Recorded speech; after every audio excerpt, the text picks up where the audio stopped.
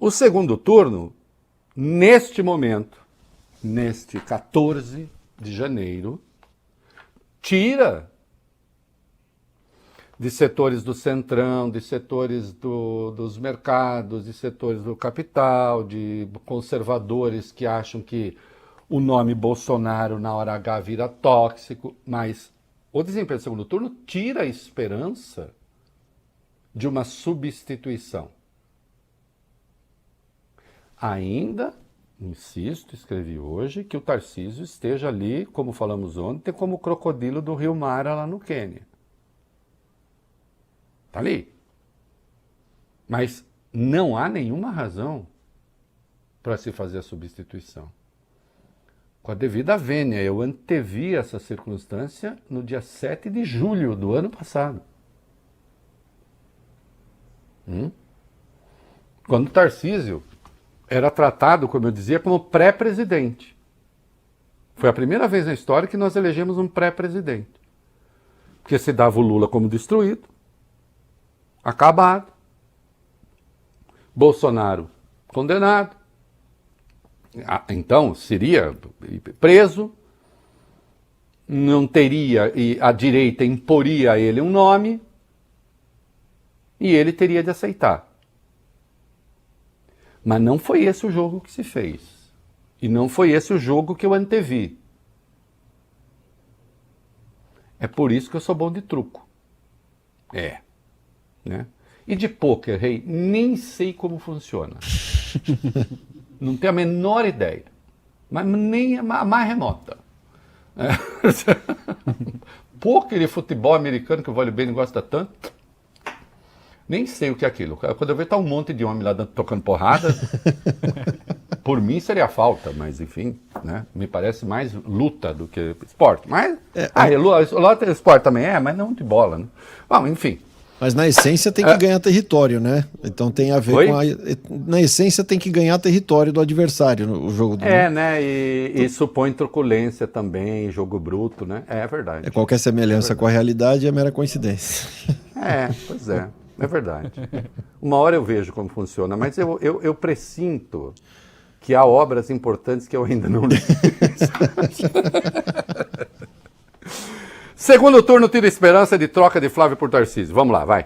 Lula venceria todas as simulações de segundo turno se a eleição fosse hoje. A gente tem aqui os cenários, eu vou falando as porcentagens. Lula teria 45 contra 38 de Flávio Bolsonaro, 44-39 contra Tarcísio, 43-36 contra Ratinho Júnior, 44-33 contra Caiado, 46-37 contra Zema, 45-27 contra Aldo Rebelo e 46-26 contra Renan Santos. Então vamos lá. Contra Flávio, 7 pontos de diferença. É muita coisa? Agora? Não é. Com um cara que é candidato há pouco mais de um mês, não é. Contra Tarcísio, diferença de 5 pontos. Contra Ratinho, diferença de 7 pontos. Aí contra Caiado, a diferença já vai para 2 dígitos, 11 pontos. Contra Zema, também vai para 2 dígitos, também 11 pontos. 9, né? Aqui é 9 pontos contra Zema, 9 pontos. Mas também grande, né? Contra Aldo Rebelo, candidato ex-comunista, candidato num partido de direita, Democracia Cristã, né? Aí a diferença é gigantesca, né? 18 pontos. Contra Renan Santos, diferença de 20 pontos. Então é claro que, veja só, 7 pontos contra Flávio, 5 pontos contra Tarcísio e 6 pontos contra Ratinho, 7 pontos, né, contra Ratinho, não é uma diferença grande. Não é uma diferença grande. Isso indica, estando certos os números, né, sempre partindo desse princípio, com margem de erro de 2 pontos, que caminhamos para uma eleição, de novo, bastante apertada.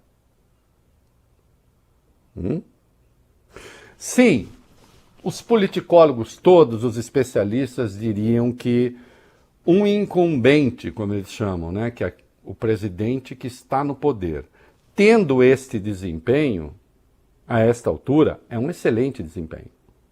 É um bom desempenho eleitoral, um baita desempenho eleitoral. Mas ele também reúne oposicionistas severos, graves. E vocês veem que mesmo aqueles que têm desempenho muito ruim no primeiro turno, ou nem tão bom no primeiro turno, chegando aqui no segundo turno, diz assim, não, eu não quero o Lula, porque o antilulismo é muito forte também. Né? Forte o suficiente para que Aldo Rebelo, desconhecido pela esmagadora maioria, ele consegue marcar 27 pontos. Ainda que ele seja muito conhecido num determinado nicho. A mesma coisa o Renan Santos do Missão.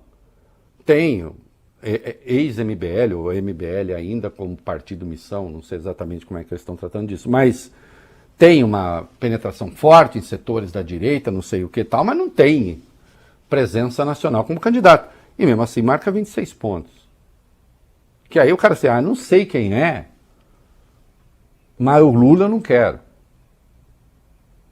Como tem também a rejeição ao bolsonarismo. Agora, o fato é que muitos setores da direita, e até da extrema-direita, identificados com o tarcisismo, esperavam até outro dia que o desempenho do Flávio fosse pífio o bastante, fosse ridículo o bastante, Vólio Bene Arthur, para que ele caísse fora.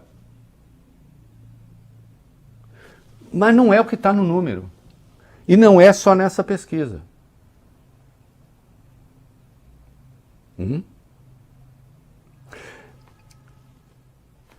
O Lula hoje é franco favorito. Se a eleição fosse hoje, ganharia. E com uma vantagem bem maior do que ganhou do Bolsonaro na anterior.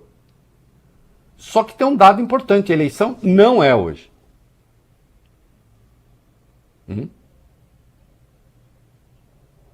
Então, a situação não é para sentar na janelinha e pensar em outras coisas. Não.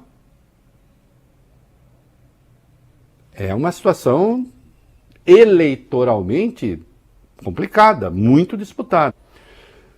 Considerando as circunstâncias que o Lula viveu e que o governo viveu e tem vivido em certos setores, é claro que é um desempenho surpreendente. Não era isso que se imaginava. Eu lembro como o ano de 2025 rasgou, né? Com o Lula completamente fora, um absurdo e não sei o quê. E a situação mudou bastante, por várias circunstâncias. Da inflação, que caiu, né? A de alimentos em particular, tarifas de Trump, o comportamento da extrema-direita diante das tarifas, o comportamento da direita e da extrema-direita quando, em relação às emendas, em relação a corte de gastos.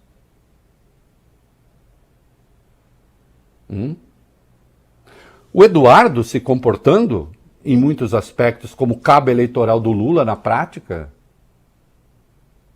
Né? Não era essa a intenção. E isso contribuiu, claro, para fortalecer a candidatura do Lula. As qualidades do governo ainda incompatíveis com a avaliação, ou a avaliação incompatível com a qualidade do governo, tem tudo isso. Agora, ninguém está autorizado no campo progressista a olhar para isso aqui e falar assim, vai ser barbada. A eleição pode ser qualquer coisa. Barbada não será. Barbada não será.